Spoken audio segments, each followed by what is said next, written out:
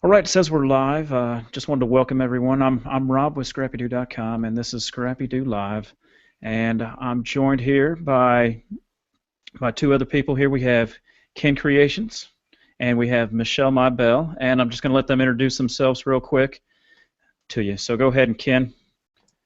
Hey everyone, my name's Ken. I'm with Ken's Kreations, and love doing these every week. I work as a bank manager, so after work I look forward to coming home and relaxing and doing these videos for you guys. You can find my blog at www.creativeken, that's with K's.blogspot.com, and I also post some YouTube videos on tutorials on the Silhouette Studio software and Cricut Design Space.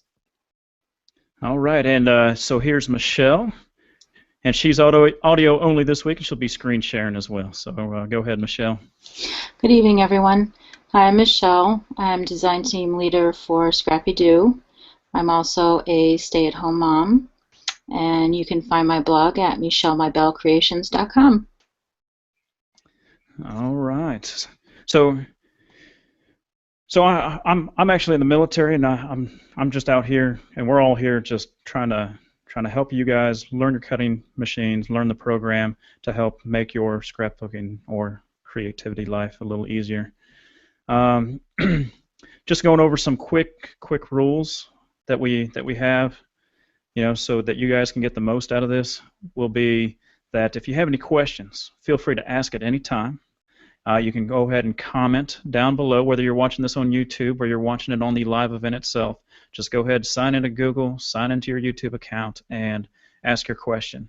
Now keep in mind there is about a 30 to 60 second delay between when you see what's going on compared to what we're actually talking about. Now if we happen to pass the, if we're moving on to another subject, we will still see your question, and we will track it, and we will go back to that topic. So just because we moved on to the next topic does not mean your question will not be answered. So the way that the live show does work is you can pause if you want to pause. You can rewind. This video will be recorded. So typically about 10 minutes after the show has ended, you will see it up in the YouTube. So feel free to subscribe to the ScrappyDew Creations page as well as follow us on Google+, so you'll always stay in the know. All right, so there we go. We got all the ground rules off. Let's go ahead and get started. Now, the topic that we decided to pick this week is nested shapes, as well as how to create, matted shadows of text or shapes. And Michelle, if you can go ahead and cue up your screen share. And we're going to show you what we're talking about when it comes to nested shapes. And Michelle, she'll show you here that she has posted up on the ScrappyDew Store, and they're free nested shapes that you guys can all download for free. But we're going to show you how to make this yourself. So I'm going to go ahead and turn the show over to Michelle real quick. Can you see my screen? We can see your screen. Go ahead. Okay. If you go to the ScrappyDew Store and you click on Michelle's Pattern Library, I uploaded, oops, sorry about that. I uploaded a bunch of mats so you can see what we're going to be showing tonight. And that's just one design. There's 10 different designs in the store. I'll show you another one.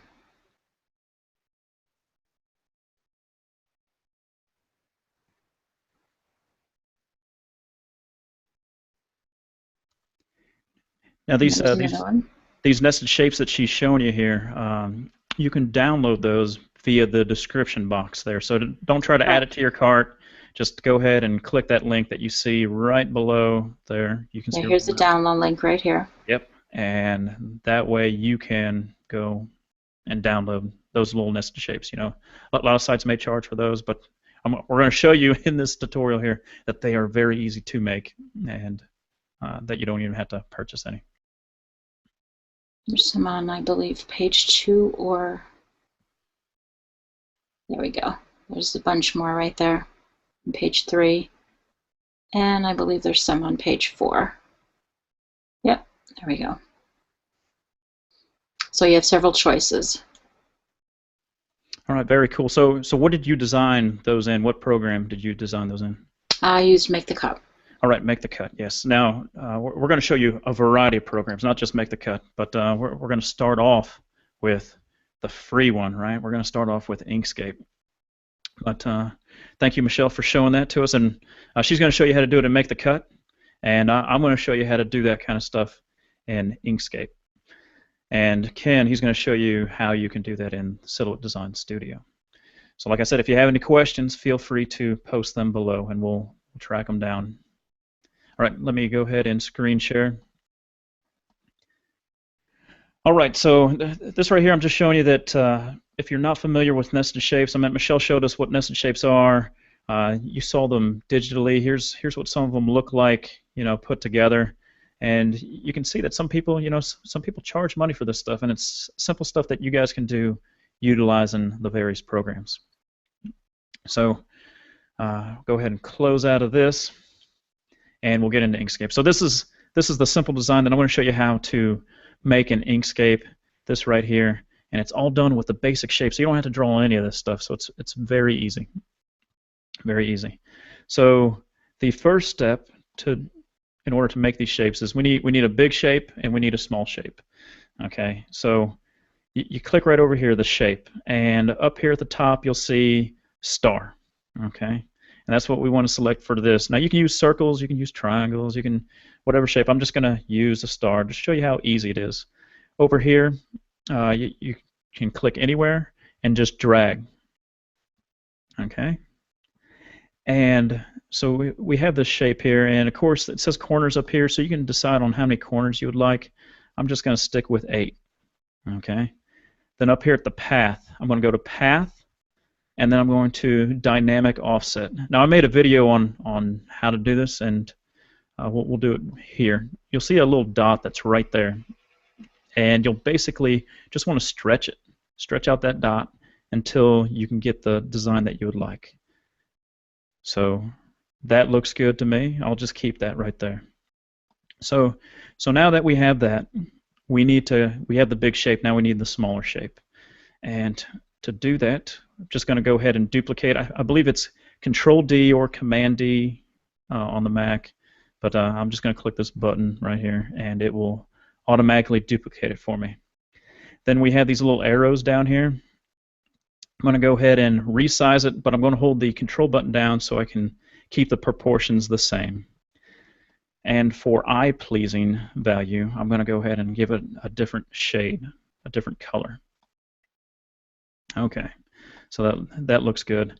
And you don't have to do this next step, but if you highlight both, and then we go over here to I believe it's Align and Distribute.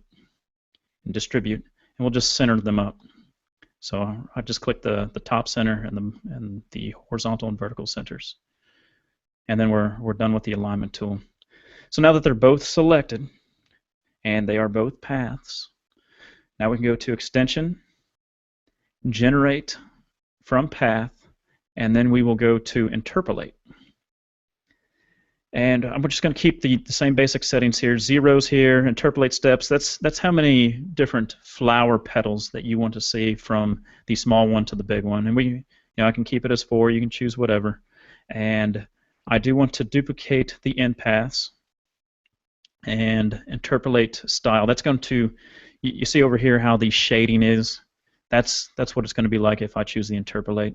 And you can click the live preview if you wish, or you can just hit the apply. And that's how you get your shapes. And now if you just want to see what the cutter sees on how it would cut, you just want to make sure that everything is good. You can go to View, Display Mode, and Outline. And that's just a quick way for you to see what your cutter will see. So I hope that makes sense. And you can go ahead and I'll go back here to Display Mode, Normal, and you can of course you can delete these because you don't need them anymore. And you can, right down here you'll see that they're a group of 6. If you look down here, there's an information box. It says it's a group of 6, and all you have to do is go to Object, Ungroup, and now you can individually move those pieces. Okay, so hopefully that made sense. You can spread them out and say, then you'll actually go to File, Save As, and then just name your SVG, and then you can import it into any cutter program that allows SVGs to be imported.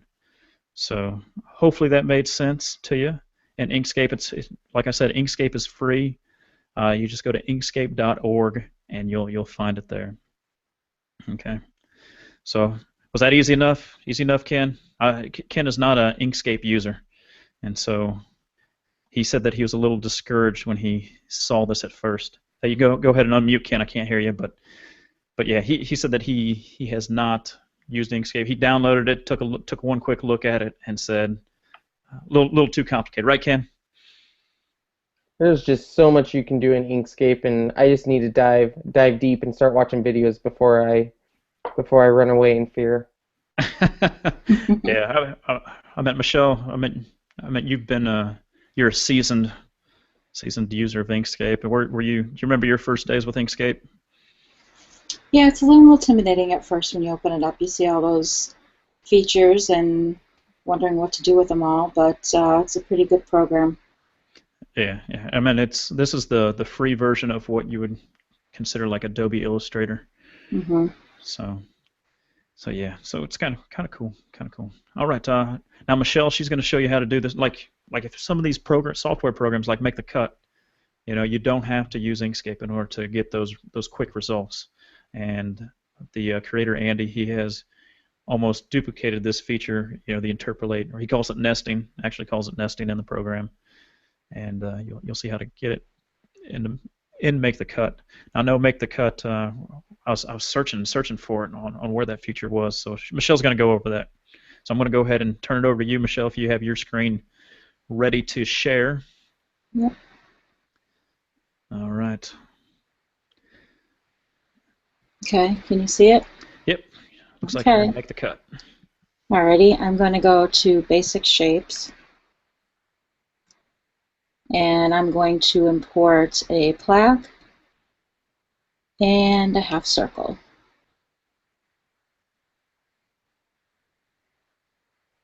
This in green first.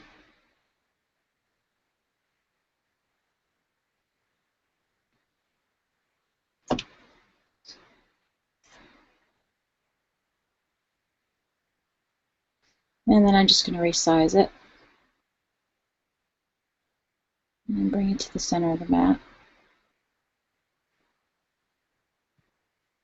And I'm going to resize this shape as well, the half circle, about to there.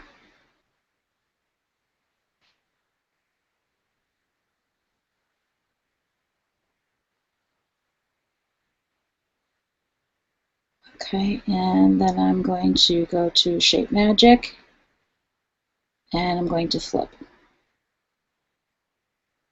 I'm going to copy it.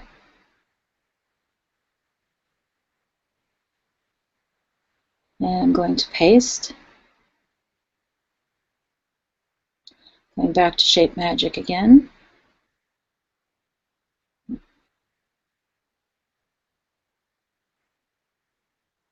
And I'm going to flip it. And I'm just going to move it down here to the bottom. Right about there. And I'm going to select them all.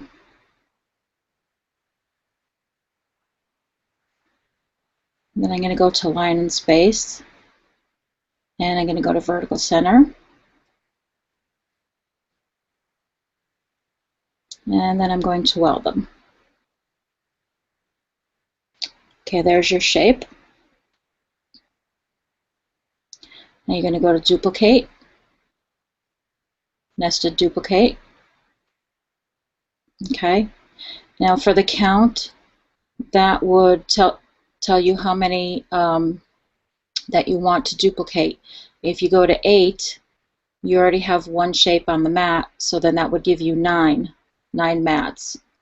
The gap is the space in between each of the shapes, and then you can adjust the colors here. You can select a color, And you could, by scaling, you can either do it by height or you could do it by width. I'm going to keep it on height for now. And then I'm going to hit the preview.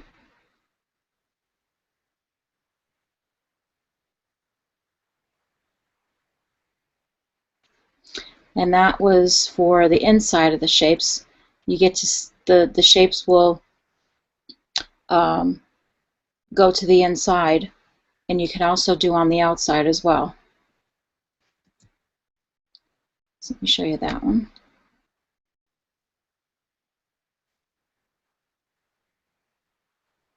Okay.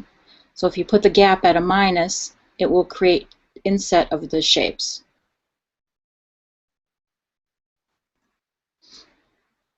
Okay, and let's do preview again, and then accept. So there's all your mats. It made an actual total of 9 mats. Now, you could do a couple different things with these mats. You can actually create a frame. I'll show you how to do that.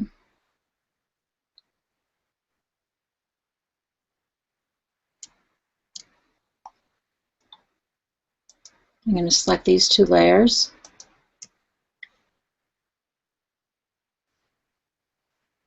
And I'm going to create a new layer here. And I'm going to go to copy and paste in place.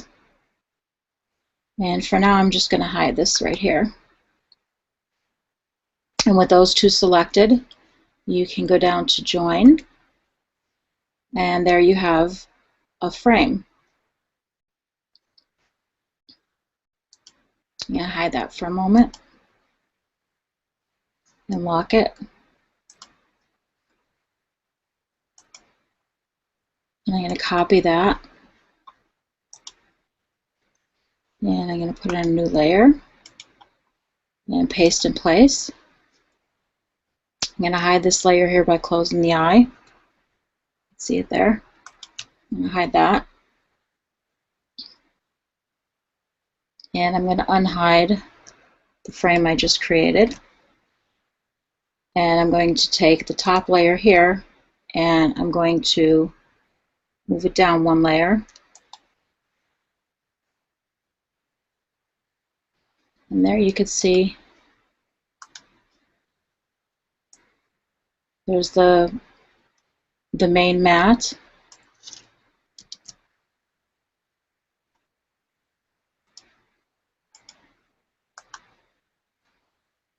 And there's your frame. So if you're using stamps or you want to do a print and cut, you can actually print your image on this mat right here, and then you could create a mat on top, and then you could just layer it so you have a little bit of a dimension.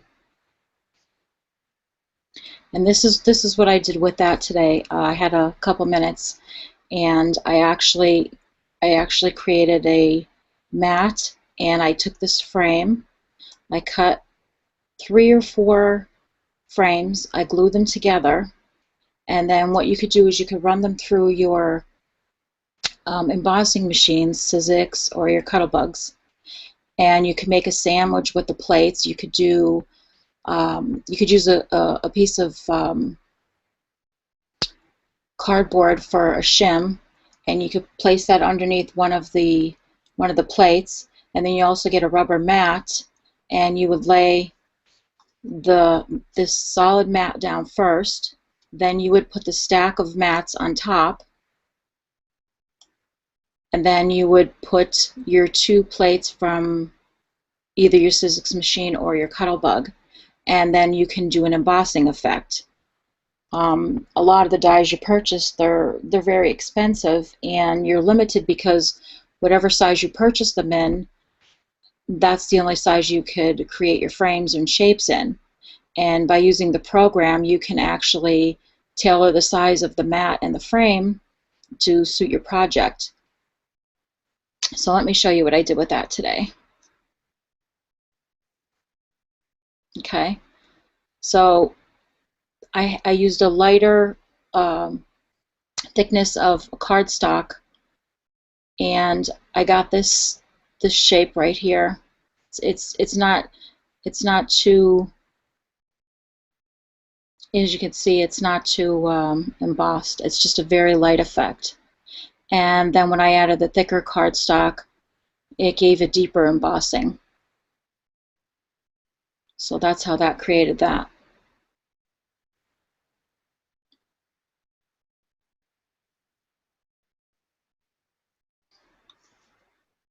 And then let me just delete this here. I'm going to delete that and delete that. And I'm going to unhide this layer. And I'm going to copy this mat and this one. I'm going to do a copy. Paste it to a new layer. And I'm going to hide this. Okay.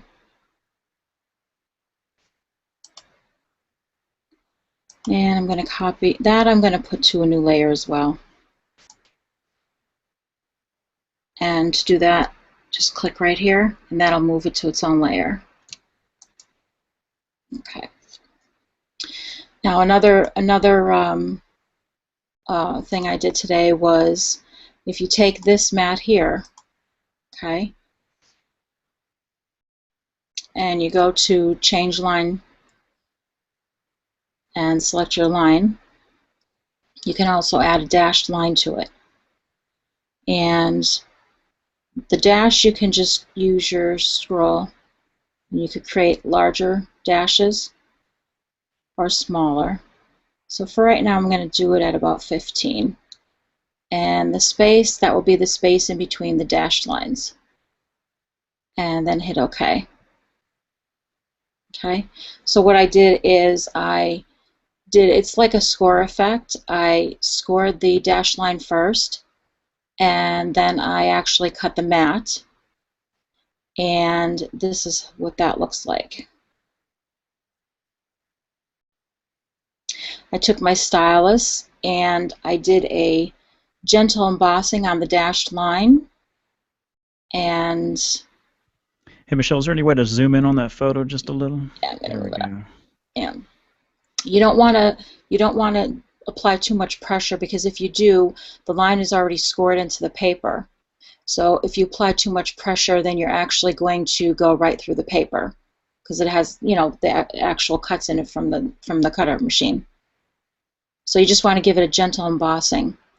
And then if you add a stamp and color it, or you can use it as a backdrop for a mat for, you know, your project. So those are just a few ways that you can use the mats. I'm sure there's other ways people could come up with other ideas. But those are just a few of the ways that you can utilize the mats and the shapes. And that's about it. Very cool, Michelle, very cool. We did get a comment from Jana. She said, light bulb moment. This is so easy, thanks so much. So I guess we got to make the cut user out there. All right, and then we also have a question, and we may have to, while Ken's doing his lesson here, we'll show this one.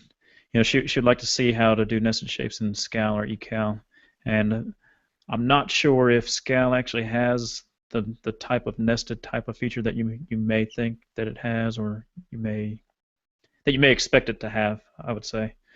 But while Ken's doing his show, we can probably spool up some Shortcuts a lot, and we'll see what we can do in Shortcuts a lot. All right. All right, so we're going to head on over to Ken, and he's going to show us how to do this in Studio. So there you go, Ken.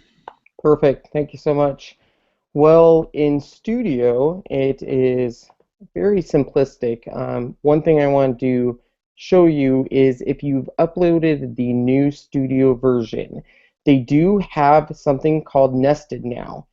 It is not the same thing as we're talking about. What this nesting is if you have multiple items on your mat. So for example, if I have all of these items and I go to this nesting feature, all this is going to do is it's a paper saving. So it's actually going to just fit everything into this right here. So it's not the same, so don't think it is that. So for nesting in Silhouette Studio, what I do is, let me go ahead and bring in a shape here.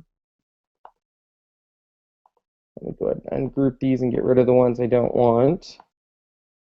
They have a feature basically called offset, which is basically the same thing as nesting, and you can do a internal or external offset. So for example, if this is the shape I'm starting with, I'm going to come up here to the offset, which is a kind of a diamond in a diamond.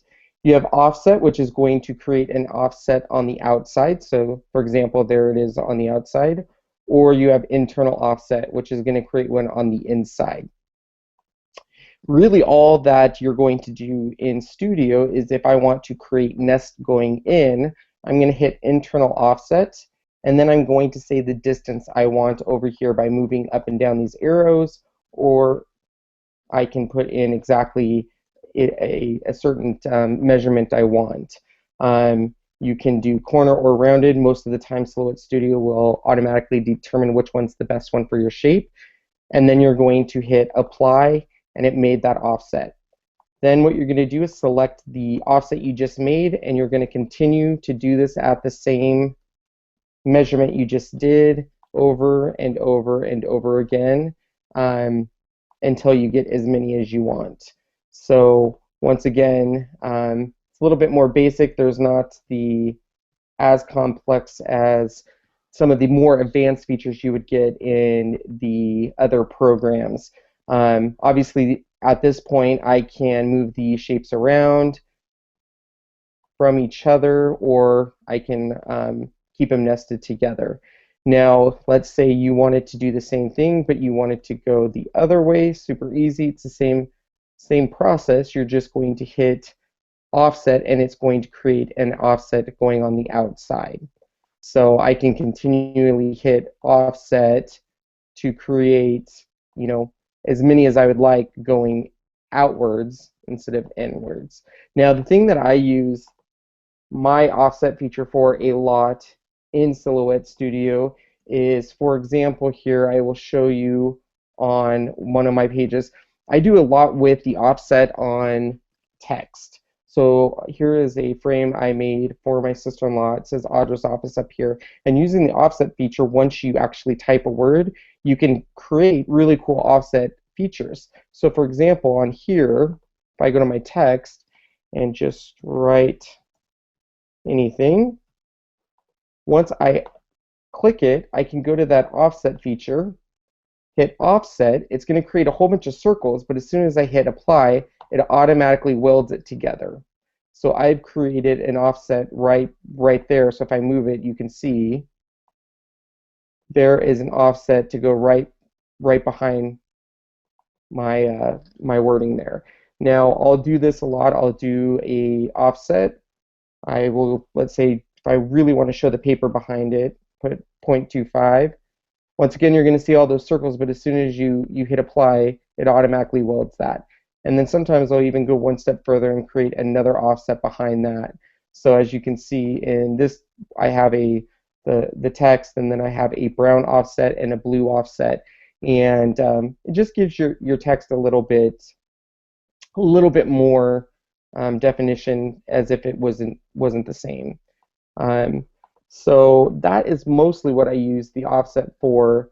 Some people have asked, when I do an offset like this and you hit apply, and you have these tiny pieces here, if you don't want those, you can actually release your compound path and get rid of those so it doesn't cut those.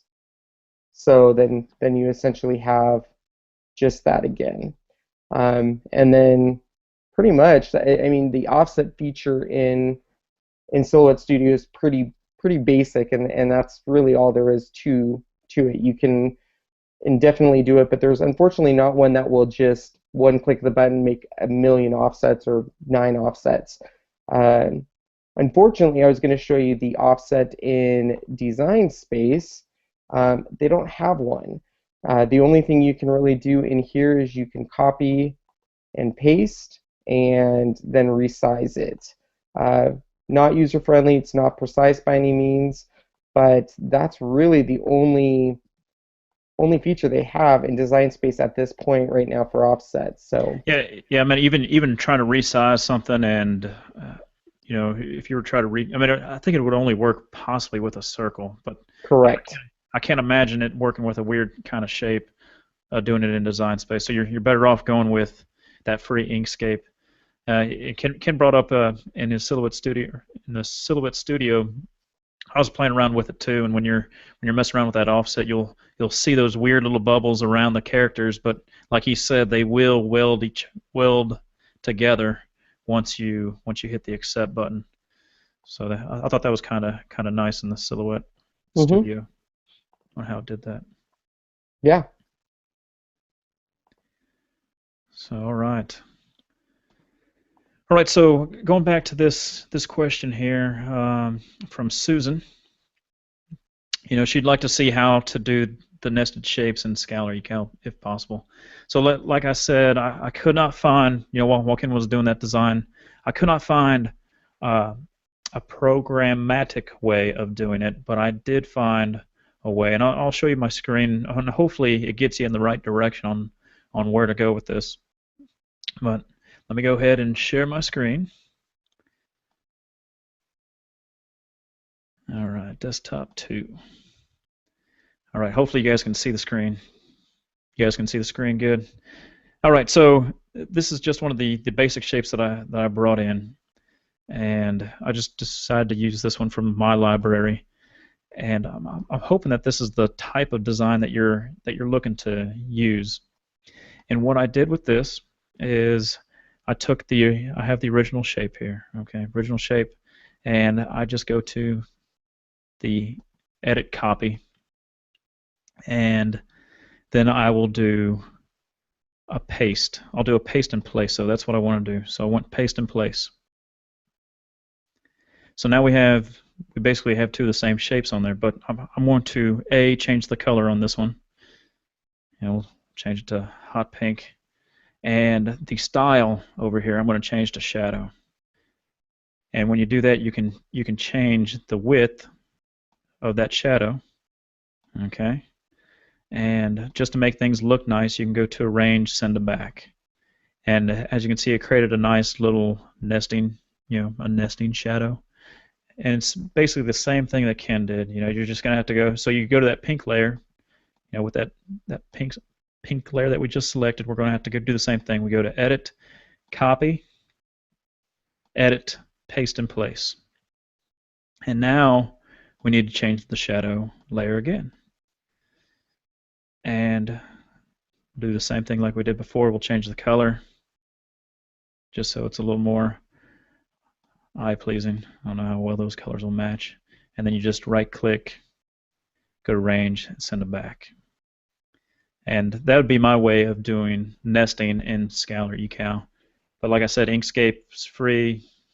It'll do it real quick, or you can see how long it just took me to do that sort of texting. I mean, would you have any other suggestions, Michelle? Or I'd ask Ken. I don't think you're too. Are you familiar with shortcuts a lot at all? Too scary. Yeah, too scary, right?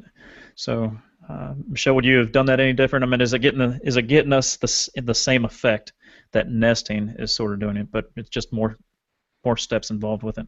Yeah, I was playing around with the shadow a little bit, and you basically got the effect because there's really no other way to do it. That would be the only way. Yeah. Until they decide to implement those types of features, it will probably that'll probably be your best bet. All right, let me go through the comments, see if there's any more relating on what we did. I'll post this out there so everyone can see. It's more of a comment from S. Smith, and she said she liked the stitching effect that you did, Michelle. Like the stitching. Thank you. All right. All right. I'm not seeing much. So the next part that we'll go through here, before we get into any ScrapFactory questions, will be we're going to show you what some of the design team came out with. Do a quick design team show off, and then I have one more tutorial to show you in Inkscape on how to do, if you're interested in etching, or if you have a pen tool in your cutter, how you can have that pen draw the inside of shapes as well. So we'll go over that after Michelle shows us the design team photos of what they came out with this week. So whenever you're ready, Michelle, just let me know, and I'll turn that screen Could you over see to my you. screen? All right, we can see the screen. Okay. This is a project by Betsy. It's a ScrapFactory project, and she used the Ricky hairstyle from the base set, and she also used the current freebie, which is Bunny and an Egg. Oh yeah, yeah. If you haven't picked up that free bunny and an egg, do so tonight, because that's going to be changing to another freebie file. And this is the second project by Becky as well, and she used the Bobby hairstyle, and she also used the open toe body. Good old Bobby. Yep, that turned out cute. Yep. Yeah, for those of you guys that don't know what ScrapFactory is, it will produce those types of dolls that you guys can piece together. We'll be going over that here. And this project is by Jerry, and this was a layout she created for her granddaughter, and she used the Bears That Care file, and that file you can find in the character category in the store. And this is by Jenna, and she created a set of 3 box cards, and she used the Spa Day and also the Squeaky Clean pattern files. The Spa Day is in the girls category in the store, and the Squeaky Clean is in the animals category. They turned out really cute too. Oh yeah, and did you say what I didn't hear? Did you see where the boxes, where those came from? Those were Ken shared those on the Facebook page. Oh yeah. That was a project that he created. He used the what file did he use? I forget. I'm sorry. I think.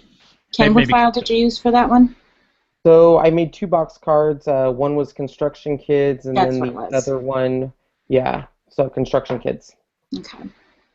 Yeah, pretty cool set that he decided to share with everyone, and I've been seeing a lot of creations with it. So looks like it's a big crowd pleaser. It's a real popular file. Everybody has their own spin on it. And this was shared by Jennifer on the Facebook page, and she used the Magical Memories pattern file, and that you could find in the character category as well. That turned out cute too. Hey, Michelle, that character file is actually in the Vacations now, or the World one, I think. Oh, the World category. Yeah, that's right. I'm sorry.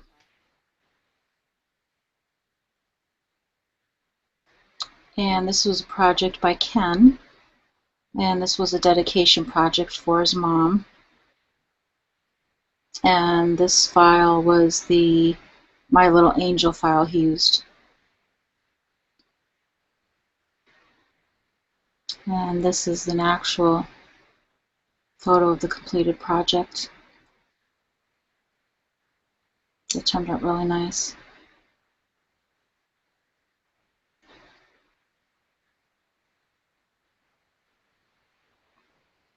Now this is a sneak peek of a Christmas book made by Susan.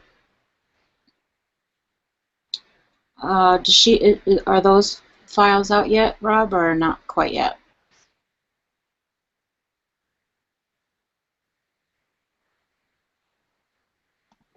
Oh, the files. Let me see them real quick.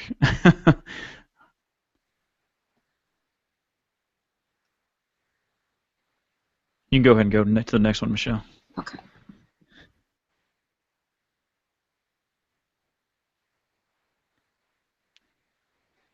Okay, and this is another ScrapFactory project, and this is created by Vicky, and these are her very first piecings she created. And the left doll uses the Angie hairstyle and the Sunday dress from the base set, and the right doll uses the Riley hairstyle, and that is from the Seasons expansion pack, and also the Sunday dress from the base set.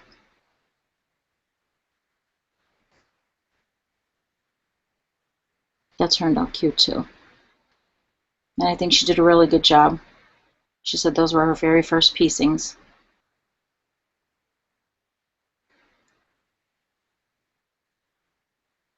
And that's about it for the design team.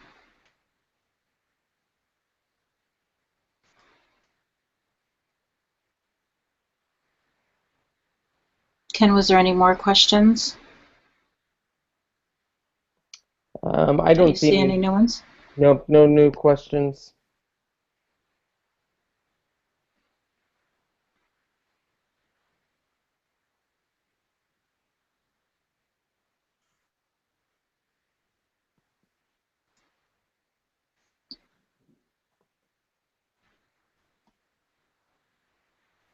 All right, you there? Yep, you're back. All right. Yeah, so the show will continue. Now, I don't know, Michelle, can you hear me or not? Yes, I can hear you. Okay. I didn't know if you went through, did you go through any of the Susan's ones? No, not yet, because I wasn't sure if they were. Okay. You can show her what she made with the pop-up card studio. She did a Christmas book, and this is the outside of the book. And that's what it looks like. And she bound it up really nice too. These are just a few of the pages. She created some penguins.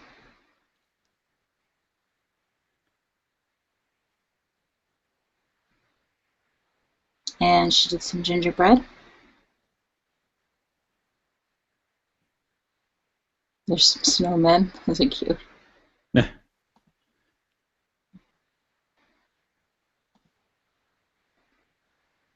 And some elves. And some robots. And those are what the pages look like, unfolded.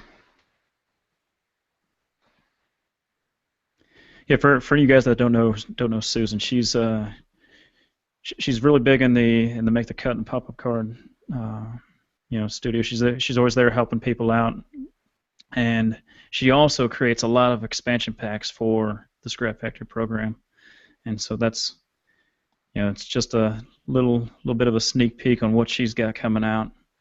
Mm-hmm. So she does real good job with not only her work cutting, but as well as designing some of those expansion packs. Before I lost internet, I was looking through the commenting. I don't know if that's why I lost internet connection. All right, so while we're showing off this design here, we get a question, or a question for you, Ken. The material you use for the clouds, does the glitter stay put?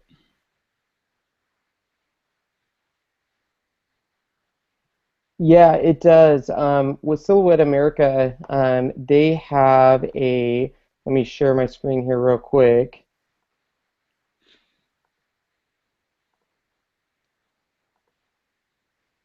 So they have under their specialty media something that's called double-side adhesive.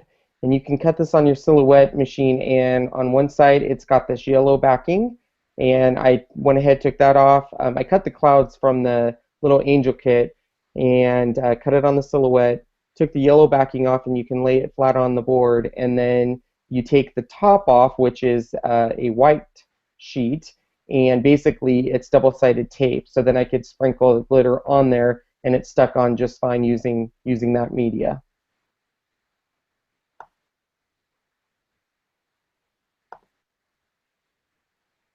So it worked pretty good.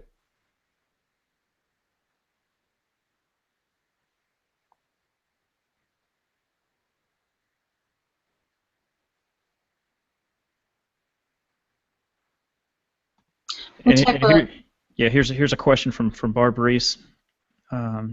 She says, does Scal 3 have a lot more options than Scal 2? And if you upgrade to Scal 3, can you keep both programs on your computer? Now, what were you going to say, Michelle? Oh, I was going to ask Ken about the glitter. Oh, yeah, go ahead. What type of glitter he used? I actually used from Silhouette. They have some glitter. I used that, and then I also used a Martha Stewart tinsel and Martha Stewart chunky glitter. And So if it you was a look at my combination of three. Yeah, if you look at my blog, I have links to all three of those different materials. But I did a combination of three, so that way, and it's hard to see in the picture, but that way, if you get close, you'll see the tinsel, and that's really what the sparkle is, and the silhouette is the main white, because I use their white glitter to really make the white stand out. Yeah, it added a lot of nice texture to the project.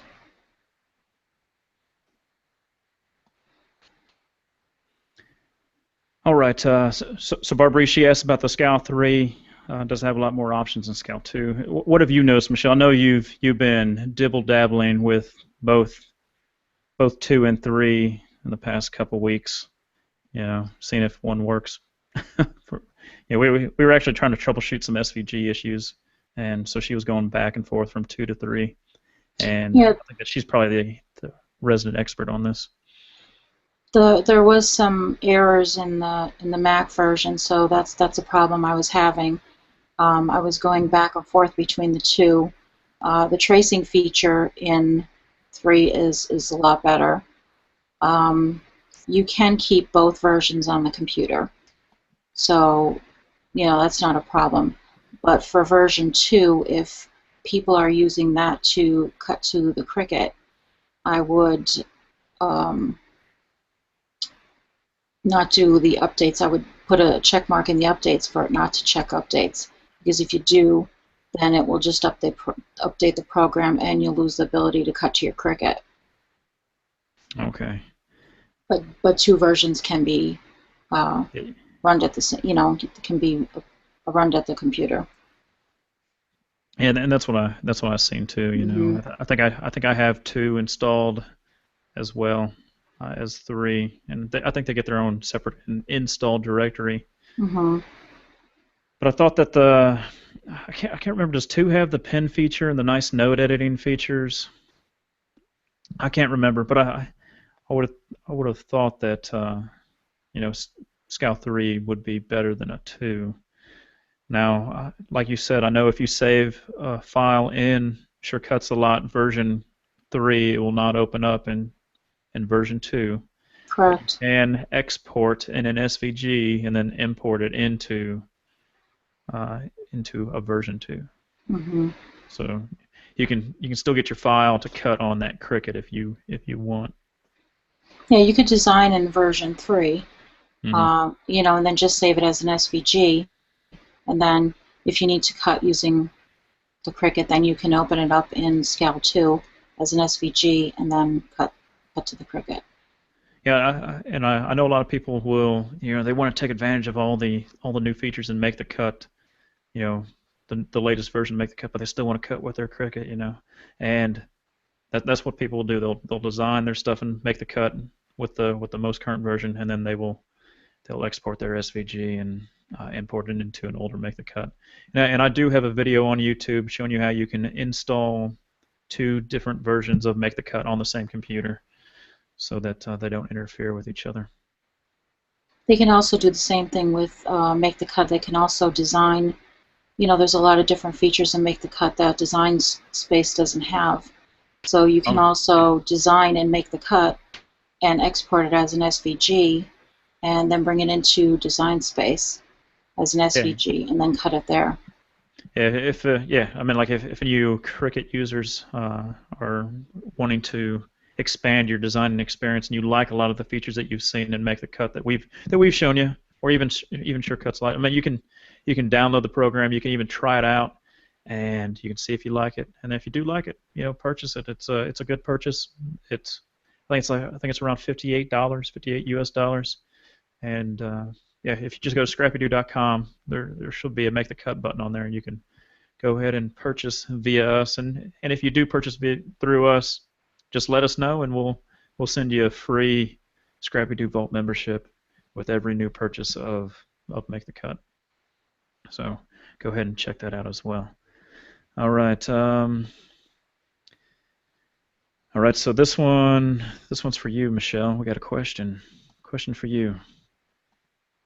She says, this comes from Vicky. She says, Michelle, which machine do you like cutting with more, and why? Well, that's a tough one. It's hard to say. It depends on what you're going to cut, what future projects you want to cut. A lot of people just want to use the Cameo because it does the job that they need. It could cut vinyl, it could cut multiple projects. For me to suggest one machine over another, it's hard to say. Yeah, I mean, like yeah, it's hard to. I mean, I have two. I have the portrait. I use that a lot for testing things because it's small, it's compact. I could keep it right by my laptop. But upstairs, I also have a Black Cat Cougar, which is, it can do multiple projects. You can do etching. You can, with the different tools that you can purchase for it, there's a lot of etching, engraving, embossing. Engraving, embossing, everything. Now I know our Ken over here. He's been wanting to purchase a new cutter. So what cutters do you currently have right now, Ken?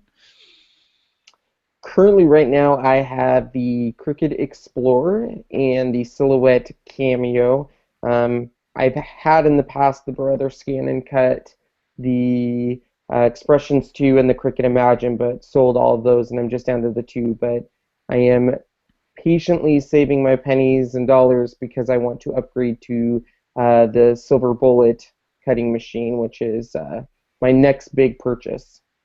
Oh yeah. Well, I mean, with any machine, it comes with a learning curve, So if you're, when we started off with the Cricut Explorer, and then once Make the Cut and the whole issue went down, we decided to move on from the Cricut, and we got something that was a little more compatible, just a step up. And I think the Silhouette Cameo is a it was a step up because it did have a print and cut feature. Have you had a chance to use the print and cut? Do you use the print and cut in your Silhouette studio, Ken? Yeah, I use it all the time. That's probably the main reason I tend to go to the Cameo or the Explorer currently is because of the print and cut feature. The Design Space and Cricut Explorer is coming out with that. In fact, they just did an update, and a lot of people saw that the mat has a registration mark now on it, so it is coming. They said December, which is still a little far ways away, but I used the Angel that you guys saw in my project. That was actual print and cut on a Square One media that I did on the Silhouette Cameo, the Silhouette. I built the doll in the design program and then print and cutted it on that material. I see. Yeah. Now the thing that you want to also look at when you want to get a cutter, and Michelle can chime in too, is what is your purpose? What are you going to use it for? Are you wanting to do big vinyl cuts? Or are you wanting to do a lot of print and cuts? And the Cameo has, when you're looking at things that do print cuts, there's usually two types. You either have Optical Sensor, which is what a Cameo has. Okay, it looks for those registration marks, and it knows where to cut based on those registration marks. Now, how does the Explorer work? Same thing. It looks for the registration marks. Correct. Yeah. From what I'm told, they installed a sensor in the cutting right next to the blade. So they're in the machines, they're just getting the program. So for those who saw the sneak peek, it looks like it has registration marks just like the Silhouette Cameo does. Okay, yeah, and maybe Michelle can add a little bit to this if she's done any print cuts. But from what I noticed, in the Cameo, because it is an optic sensor, you need light, you need daylight. You know, you need to have a well-lit area in order for that sensor to pick up those registration marks. So don't think that you can wake up at 2 in the morning and not wake up your husband and start cutting, you know, and hoping that optical sensor sees that thing. You know, you may have to stand there with a flashlight. No, I'm just joking, but you probably want a well-lit room, right, Michelle? Yeah, when I first started using the portrait, it read the marks very good. Now it can't read them at all. I've tried everything. I've tried lighting. Have you tried dusting off the sensor? I don't know. I did everything. Does it get muddy? Mats, everything, and it will not read the registration marks, and I don't know why. There's a couple other people that are having problems with that same issue as well, and I've just given up. It does, when it works, it cuts really well. It does print cut really well, but at this point, for about 2, 3, 4 months now, I haven't been able to get it to read the registration marks. Yeah, I meant if you're trying to do a step up, and I think the Cameo is a good little step up. You know, if you're looking to get in that print cut feature. Like I said, light. So we said that a cutter either needs to have an optical sensor in order to see those registration marks. Well, the other end of the spectrum is a laser. Okay, laser. Your machine, like for example, the Silver Bullet has a laser, not a cutting one. You know, not a laser cutter, but a little laser dot, and you calibrate that machine. And you know, if you're using a program like Make the Cut in order to do those registration marks, you're lining up that little laser dot on that piece of paper with that registration mark, and that's how like Make the Cut or Sure Cuts a Lot will knock those print cuts out, is because you are physically lining up that laser dot with the registration mark on there. And I think, you know, from my experience a little is I sort of like the laser one to me, because you don't need daylight in order for it to work, you know, and it's you, the user, are telling the machine, hey, this is where that registration mark is. That's where the other registration mark is, and you're not relying on light or an optic sensor to see it or not. So that's why I'd say go with the laser kind of machine. So and I don't know I know Make the Cut has the Zing, and I think theirs is theirs a laser? I can't remember. I believe it is, yeah. Okay, I think it's a laser, and if I'm wrong, Susan, I know Susan is watching this. She can go ahead and chime in. Jenna has a Zing too as well, I believe. Okay, Jenna, yeah. So feel free to chime in on what you guys use, and we'll post them up here. Yeah, once the machine is calibrated, it's spot on. The cutting is spot on. Yeah. Spot on. Yeah. And spot on. All right. Yeah, so Jean says the Eclipse has a laser too. Okay. Oh, yep, Jean. Yep. She says the Eclipse has a laser. Yep. Laser dots are cool. So how you like it, Jean? Do you like using the laser? Are your print and cuts good? So we'll see what she says. S. Smith, she said that she does all her design in other programs and imports them into Design Space. So that's just other confirmation of what we're telling you is another viable option for you guys out there looking to get a little more out of the program. I know Cricut Design Space is, you know, it's in the crawl phase. I want to say it's in the crawl phase. It's limited now, but it has a lot of potential. You know, they just haven't. Their programmers just need to start programming and figuring out how to do the shadow, how to do the blackout, how to do that nesting that we're talking about. But they also, not to diverge or go off on another tangent, but yeah, it's pretty cool. All right, Susan says yes, it has a laser.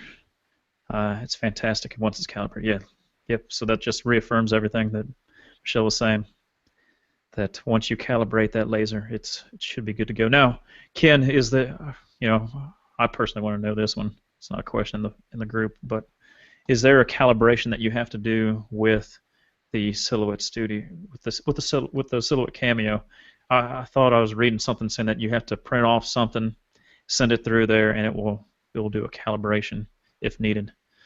Yeah, the Silhouette Cameo, you can do an advanced calibration, but the majority of the time, I've been very lucky with my Silhouette Cameo, and when it puts the registration marks and on the new updated version, when you send it to the Silhouette, it just goes and reads those Silhouette, it reads those marks and does it fine.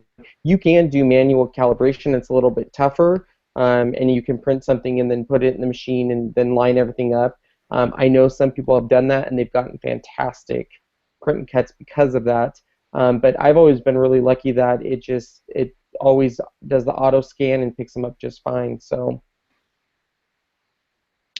Yeah. Now, Sue Webb here. She brings up another valid point, and I haven't done a lot of research on it because we really don't use it that much for print and cuts.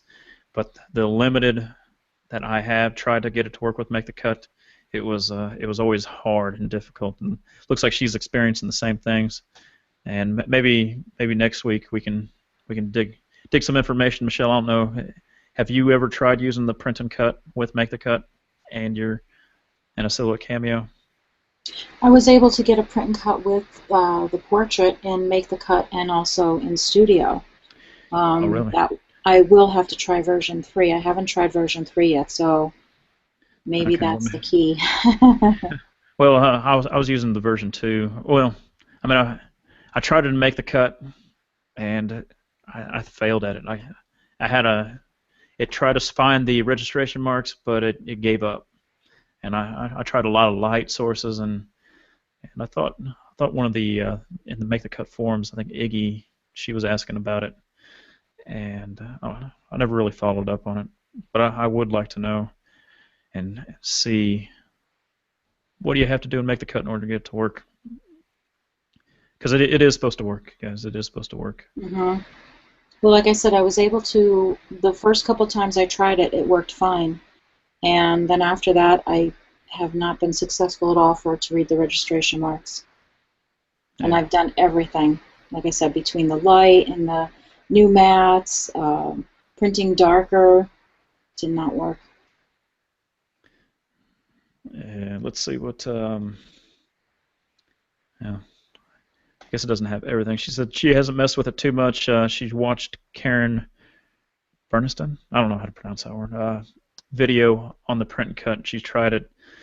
She said she needs written instructions so that she can go back and forth. She did cut out a Toucan Sam, but not good enough to use it for anything. But she said maybe it's just me. LOL. All right. All right. Cool comments. Cool comments. All right. Not seeing any more comments or questions, but yeah, good discussion. Good discussion question about which cutter. There's one comment by Jenna for ScrapFactory. She said, might there be a preview option before creating the SVG file? Yeah, we haven't. I plan on grouping all those SVG questions together once we start talking about ScrapFactory, because there's a couple of them, and I'll pin them and post them up here. Or you can pin too, Michelle. You can pin and hit the little eyeball and show it, and I'll go to you. But I think for this, just real quick for this next part, I did want to cover how you can etch, create etching files in Inkscape, as well as someone had the question with how to, they have a pin for their cutter, and they would like not only have the pin go on the outside but the inside as well. So we'll see in Inkscape how you can do that. And let me share my screen here. All right. right, so like I said, this is Inkscape again, and it's a free program. So this, I'm gonna close out of here.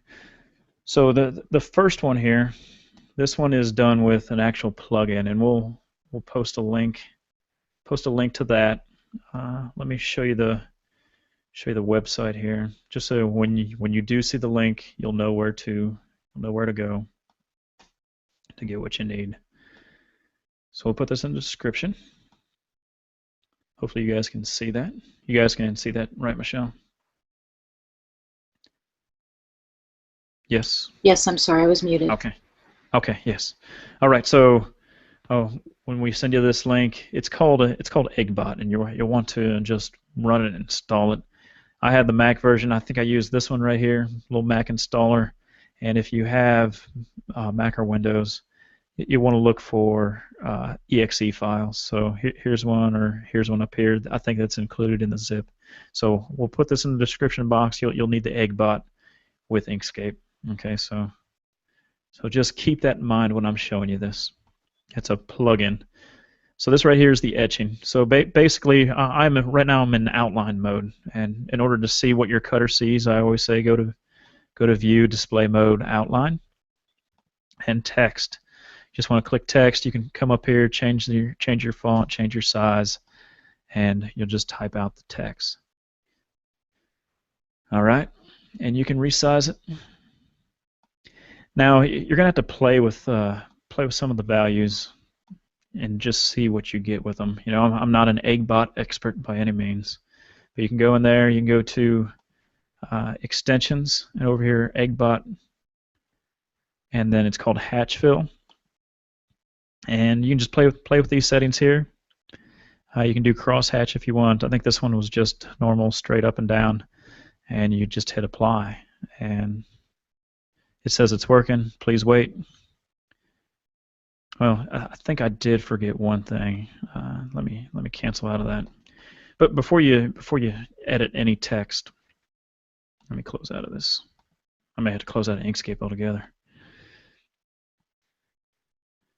But once you have text, I did forget this, is you need to create. You need to make that text a path. Otherwise, it just doesn't work. All right.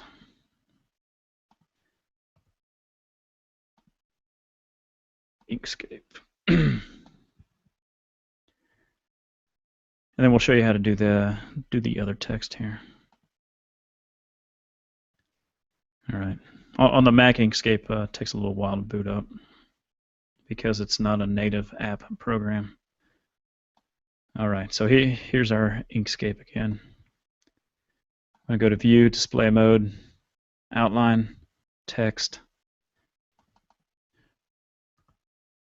Rockwell,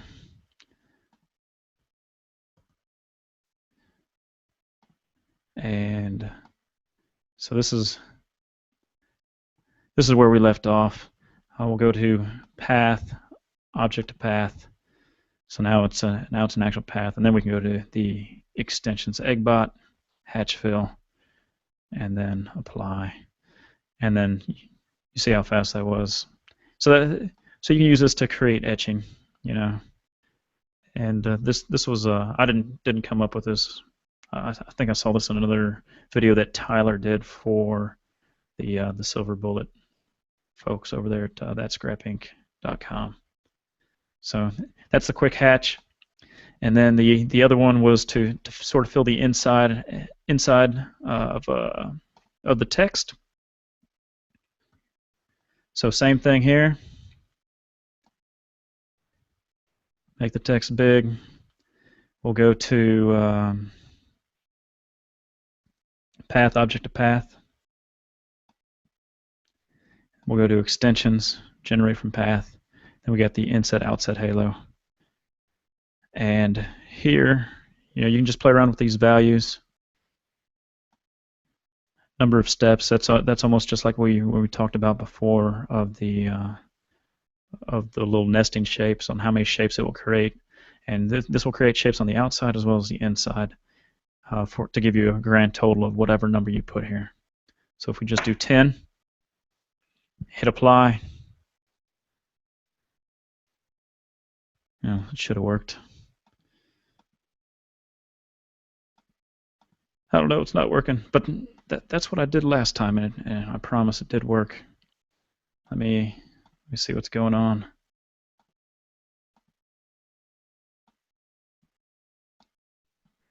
Maybe it.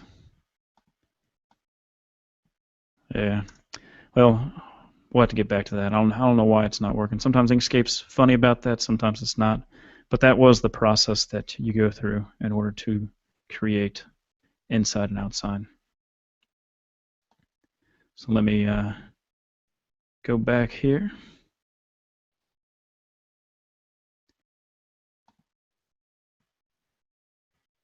All right. Get some more comments and questions came up from the previous. So like I said, there's a delay with what we're talking about. So we have Pam Miller. She said, have we tried darkening the registration marks with a Sharpie? I haven't tried that. No, I haven't either. But that may be, see what it's looking for.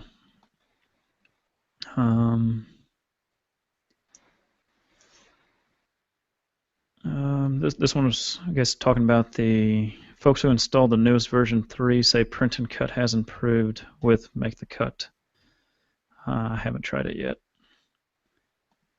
All right. And then this one's for you, Ken. It says, how can I cut and score at the same time in Cricut Design Studio? Or is that Cricut Design Space? Design Space. Design Space. Yeah, in order to do that, if you didn't buy, let me share my screen really quick. If you didn't buy you're going to need to buy the scoring tool, which is this right here, because in the machine they have over here, which is the cutting part, and over here is the scoring part. So when you're in Design Space, I pulled up a card here. You're going to see over here in the layers window what is going to cut and what is going to score. So up here, whenever you're editing a line, you can say if you want it to cut, write, or score. So you pick what you want it to do. So in this case, on this card, if I was to send this, it's going to cut the orange shape, which is around here, and it is going to score this line right down here. So if I was to hit go, and it's not going to do it because it's not going to register my machine, but it's going to basically tell you the first step it's going to say is please put in your stylus into the machine, and then it's going to score right down there, and then it will just then immediately go to the cutting. So it's pretty easy.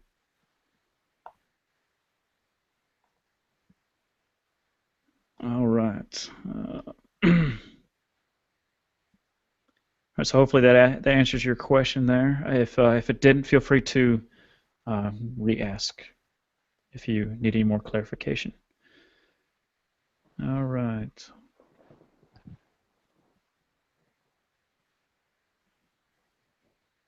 All right, so it doesn't look like any more questions on that. Michelle, if you could, in the comment stream, go ahead and start pinning all the ScrapFactory questions, and then we're going to go over to Ken. He'll show us a little bit of ScrapFactory real quick, and show you what was new, and that we just came out with for ScrapFactory, All right.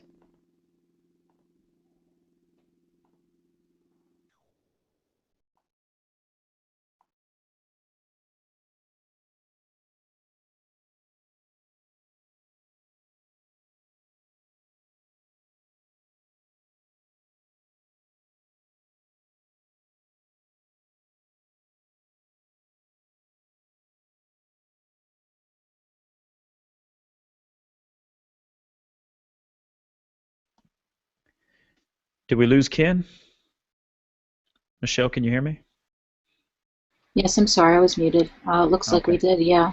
All right. Well, hopefully Ken comes back to us, and we won't hold that against him. All right.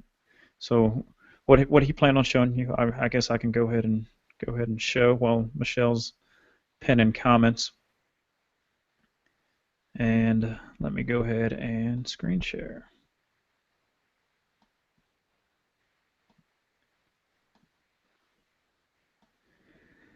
All right, so for those of you that don't know what ScrapFactory is, it's basically a doll building. It's a doll building program, and this right here is the brick people, and you know it's basically you select the body, you select the head, hair, you select the face, you select the outfit, top and bottom, at least for the brick people, and you get the doll that you can go out and build. And I saw one of the comments down here, and Michelle will probably bring it up here, but it was in reference to the brick people. You know, she's saying that she loved the brick people. She had I guess a party, and I'm not sure if it's the same person that's in the Cricut forum, but she was saying how she was playing pin the I don't know what she was pinning on, pin something on the face. You know, so there's a lot of creativity that you can get out of this. So it's not just brick people. So we'll go over here to the base ScrapFactory base set without mix and match, and you'll notice that bodies here we have no toes and open toes, and then what we came out with this week, and with every new ScrapFactory purchase, this is now included as one of the base bodies, is you want to make sure that you hit the mix and match, because now you get 2 more bodies, and it's right here, is the SF bare body one. So we got bare body one that you can use, and we also have open toes.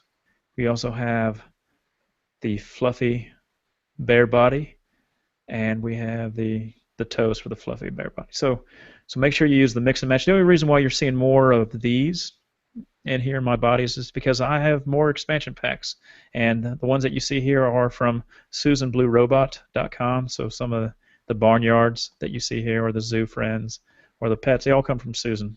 You know, this is not just a ScrappyDew product. It is a product that can be used by any designer. So if you have one of your favorite designers out there, you know, just have them get in contact with us, and we'll put it in there. You know, they even get their own cool little logo at the top. You know, so it's, like I said, it's not just for ScrappyDew. It's for other people as well. You know, you have Susan Bluerobot. So SusanBluerobot.com if you're looking for robots, if you're looking for animals, and if you're looking for, you know, we have a seasons pack. So we can go over here to seasons. You can see what you get with seasons. You know, you get more hair, you get more outfits, you get a little more accessories. Divas, if you know a diva out there, you know, you get a couple accessories, dogs, purses. No hairstyles, but you do get outfits. Like I said, that mix and match, that's where that comes in. Looks like we got Ken back. What happened to you, Ken? I don't know. My computer started making weird sounds and completely kicked me out and shut down and restarted. So. Oh man, sounds like my virus went to you. You must have. So I've been sort of filling in for you with the ScrapFactory and just what it has and what it does, and with our new bears. All right, so well, Michelle, do you happen to have any of those pinned questions? Just hit the little eyeball, and we'll start pinning some of those questions about ScrapFactory. Yes, I am pinning them.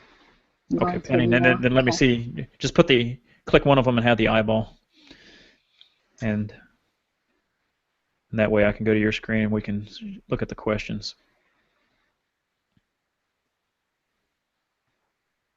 All right.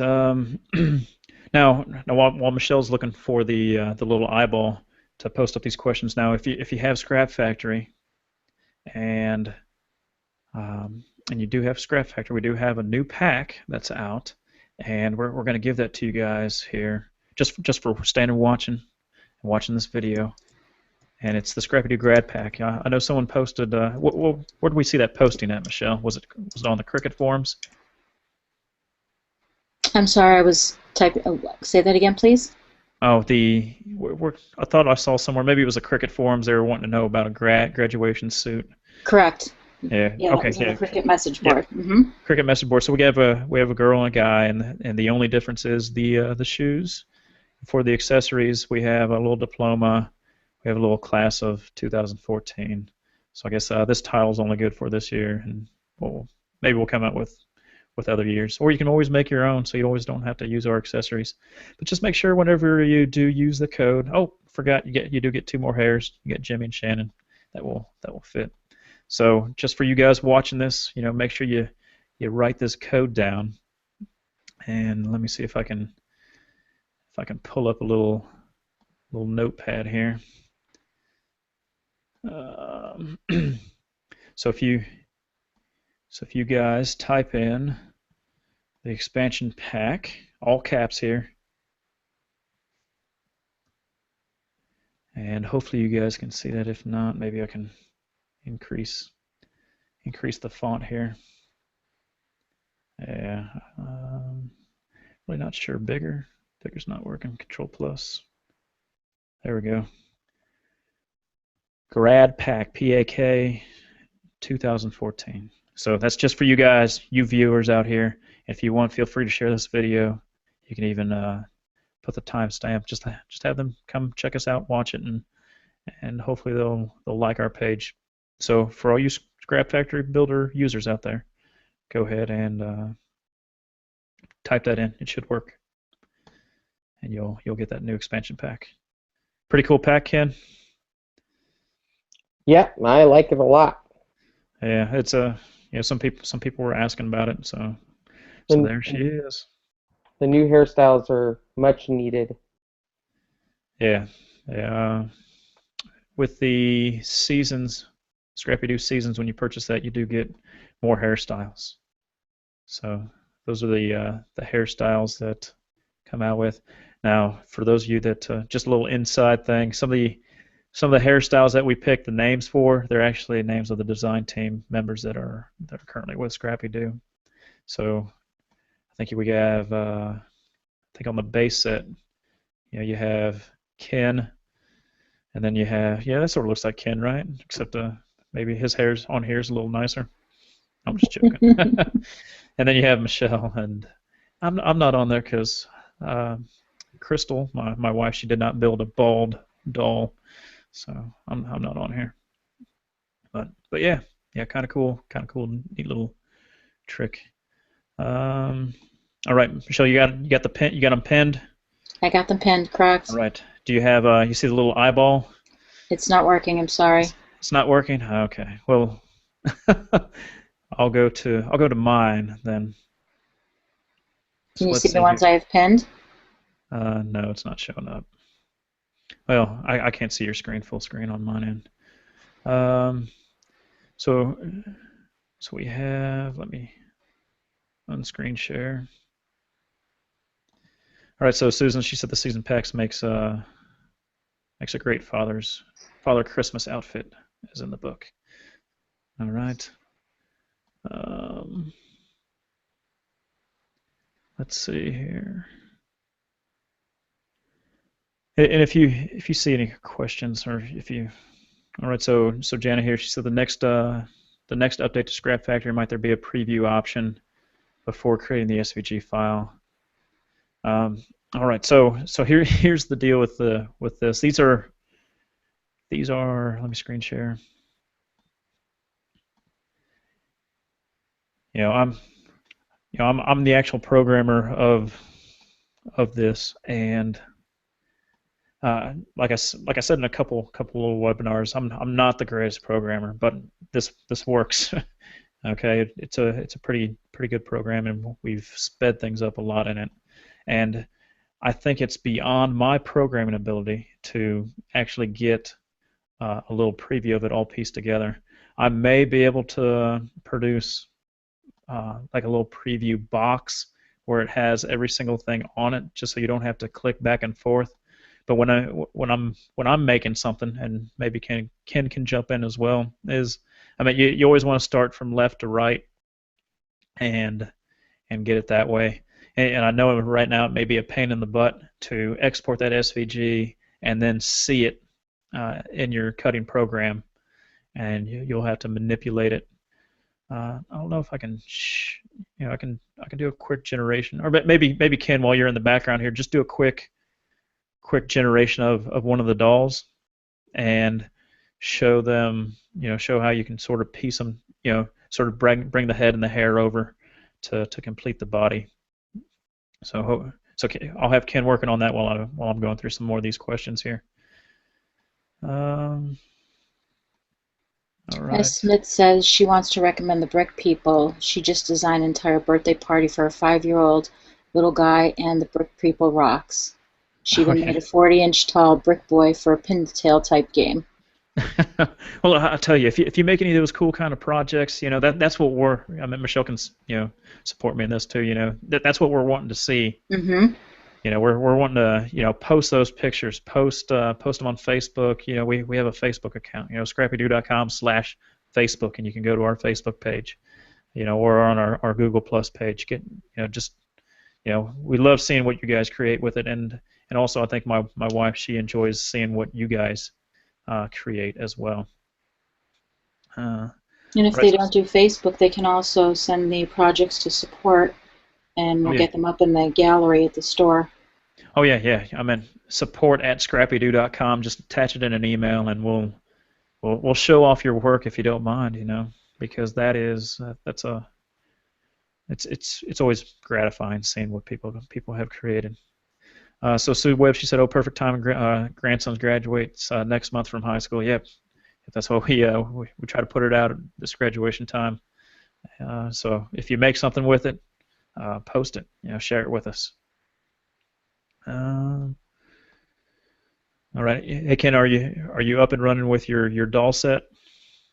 Yeah. So okay. I'll share my screen here. So when I do a doll set, it will save. I always save it to my desktop. So I'll go in and save it to my desktop, and you'll see over here a little picture of the doll set. Luckily on Silhouette Studio, I can just click and drag it in, and it brings everything up here. So, unfortunately, it doesn't come all built together, but this is the point where if you do any sizing, of course, you want to make sure you group it or whatever, because it doesn't do that, because if not, it won't be sized. But essentially, I mean, all I do is use the base body and just like in the program, work from the bottom up on the doll and piece it together. It does piece one set here, as you can see. Yeah. What we've tried, I'll explain that part while Ken's sizing that up. We try to, on complicated, every single outfit will be pieced together. It will have what it should look like pieced together, and that is, so that you guys don't have to move each arm piece over and slide it together, and it allows you to possibly do a better print and cut. So I do think, Ken, you may have to move the shoes around. I don't think I sized them up perfectly, but the outfit dress should work.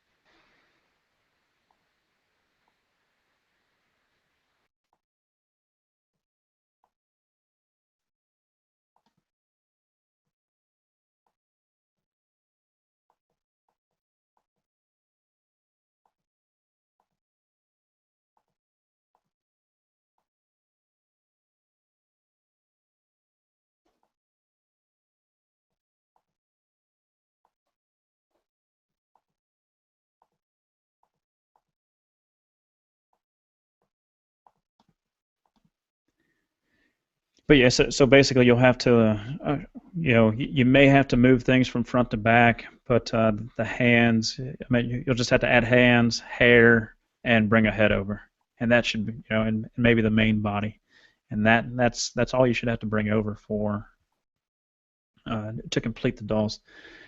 So back to the question was, is there a way for us to have a little preview of what it looks like put together? From the ScrapFactory base set, just from the base set alone, not including the bears, you can create a total of 124 different combination of dolls. And I would have to, because my programming skills aren't as great as they should be. Like I said, programming is not my main job. is, I'd have to actually create 124 different images to match the exact thing, and I may have to end up doing something like that, but not at the current time. Will there be a preview of it all pieced together? You probably just have to either do the quick export, bring it into your software, and do what Ken's doing, or you can just move between the tabs in ScrapFactory and just do a quick thing like, okay, I can see that. Now, if you're wanting me to put eyes on the face, to help you visualize, I can probably do that pretty quick.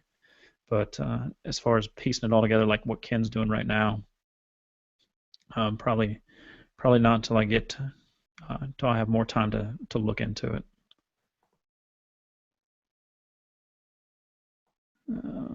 So it looks like a couple people asked that question. Barb Reese would like to know where she can see all the expansion packs. All right, all the expansion packs. Like if you go to, let me share my desktop here. So if you go to -12.com/ScrapFactory, so you'll come to this page. This is the main page, and if you scroll all the way down, you'll notice that we have some expansion packs here. So we have the Brick People, we have Seasons, we have some from Paper Piecings by Nikki, so you can go check hers out as well, and SusanBluerobot.com, so you can go check her expansion packs out. You can also go up here, and you'll notice that we have the Brick People, we have Seasons, we also have Divas, so you can click Divas, and you can check out the Divas expansion pack and what that looks like. You can go through your Diva shelf and see what all outfits come with it.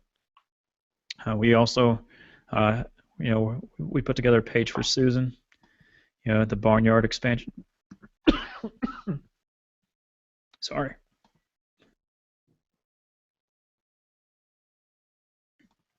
We also have the Barnyard expansion pack that we set up for Susan. We try to put a little image previews of what currently goes on with those, and when you scroll down, you can see what all comes with it. Now, the best thing to do is actually go to SusanBluerobot.com and check out her expansion pack that she has, because she has deals where I think she currently has 4 expansion packs out, where you can, I believe, she can correct me if I'm wrong, but I believe it's like $18 for all the barnyard, pets, types of animals. Now, she just gives bodies only, but you can use all the clothes that currently come with ScrapFactory base set, as well as Divas, Seasons, will all fit her animals. Okay, so I also want to bring up this. If you guys are thinking about it and would like to help sell ScrapFactory, feel free to sign up. It's a free sign up, and you can earn 15% of the commission on some of our expansion packs as well as the program itself. So we know the best way to market is through users helping us push it. So if you have a website, go ahead and just fill out these instructions here. Sign up and then request. That's it. If any of you guys are interested in that. All right. So that's where you'd find all the expansion packs. Main ScrapFactory page. Scroll all the way to the bottom and find these people. All right. We'll check and see if we have any other questions. We answered this one. We didn't answer this one. Barb asked, do we have any instructions typed up for quick reference of these lessons that we're watching? Well, I personally do not have any typed up of what we went over today, but all the Inkscape tutorials, you can either, I just did a quick search on YouTube, find nesting, and I believe Cutting Time, she's the best. Cutting Time, nesting shapes. She's pretty spot on, and she gives good detailed instructions on her blog. So I'd do a YouTube search for her to see where she's at. Susan did post in the chat her her website, and I can show you what that looks like for all her expansion packs. Screen share, desktop. So yeah, you go to Susan Bluerobot, and here's all her expansion packs. Like she said, you can buy them for sets of $5, or you can buy them in bundles. And I believe if you scroll all the way down here, okay, it's 21. It says $21 for everything. Her robots, her animals. So you get a lot of good stuff for that money. All right. You see any other questions, Michelle, that were standing out to you?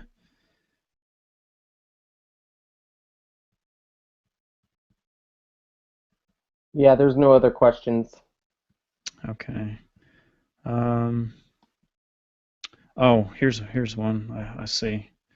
All right, I have been getting a lot of support questions on the bears. Okay, so if you were a ScrapFactory owner, you should have seen an email from me. Okay, and if you didn't get that email, I apologize, or it may be in your spam folder.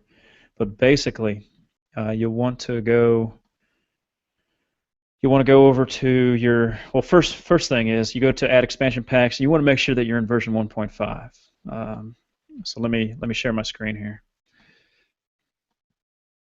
So if you're on the main page here, you go to add expansion packs. You want to make sure that you are in version 1.5. If that does not say 1.5, it's time to update. Okay, and you can, on Windows, it's under the help menu. If you go to help, it should say check for updates.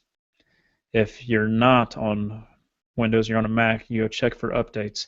When you do, a little box will appear.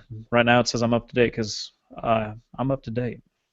Now, if you're not, it will ask you, would you like to download, and it will go to the download page. A lot of trouble that I've been seeing, a lot of support email that Michelle and I have been receiving is that when people go and download it, I would suggest downloading to a new directory. First of all, download to a new directory, and then unzip the folder and install it. Okay, so Windows people, you need to extract, unzip, and install. Mac users, it's a simple drag and drop replace. Okay, so and then you go in the expansion pack key, and you want to type in the code. And I don't have a code off the top of my head. Do you happen to know it? I'll have to dig into my notes here. I don't know if you have it, Michelle. Do you have it handy? Well, which code is that? I'm sorry. The bear code. Let me take a look. Yeah. ScrapFactory. Okay, I think I got it here. It's called. It's just SF Bears. SF Bears. So if I go over here, where's my bear pack? Bear bodies. So if I go over here and I type in SF Bears, add expansion pack, it should work. So that, like I said, that now comes with the ScrapFactory. So you guys are all grandfathered in. If you do have ScrapFactory, you guys can go ahead and get it. So hopefully that answered that question. All right. And all right. Yeah, Susan, yeah, she just resaid what I said on her webpage. You can get all 4 for 18, or you can get 4 with the robots for 21. For any of those asking. Now she goes through Gumroad. She doesn't go through iPortus like I do. So yeah.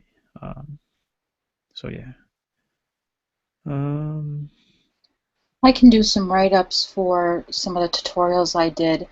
It may take me a while to get them done, but maybe we could create a page where we can put the lessons from the live events.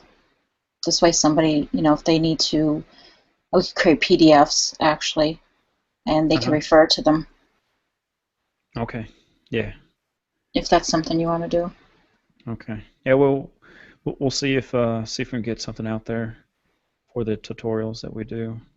Yeah, like I said, this video is all being recorded, so you can always watch it as well if you needed to rewind and watch again. All right. Love the grad pack. Yep, you're welcome. Hopefully you guys can create some cool stuff with it. All right, Susan said I forgot to ungroup the word after I did the path object to path. All right, we'll have to check that out. I'll see what I did and hopefully come back with a better one next time. I even took copious notes on what I did in order to create that too. So I'll go back and check it out later. And I think that's it. Oh, after the show, I'm going to be uploading some more of the ScrapFactory or ScrappyDew patterns. So if you guys are interested in ScrappyDew patterns, you know, after the show, you know, give me about 30 minutes. I'll have all the new patterns uploaded for the week. And keep in mind that the current sale that we have on ScrappyDew Store right now is you get 70% off $30. So put $30 in your cart, save 70%. And if you're a ScrappyDew Vault member, make sure you log into ScrappyDew Vault because you'll see a big coupon code at the top that gives you even more than 70% off. So go ahead and check that out as well. And anything else? You got anything else, Michelle or Ken? Yeah, I don't see Nope. anything. Okay. All right. Well, I do appreciate everyone that did show up, and I do appreciate the interaction. It was very cool, very good. Liked it. All right. So we'll see you next time, Wednesday. We'll let you know what time. Just make sure you go to ScrappyDew.com, go to our tutorial section, go to our live events section, sign up for that newsletter so you know the next time that we're going to be doing one of these. It's going to be Wednesday, but we'll see if 9 o'clock, 9:30 time frame Eastern Standard Time works out for everyone. So see you next time, guys. Thanks for coming. Bye.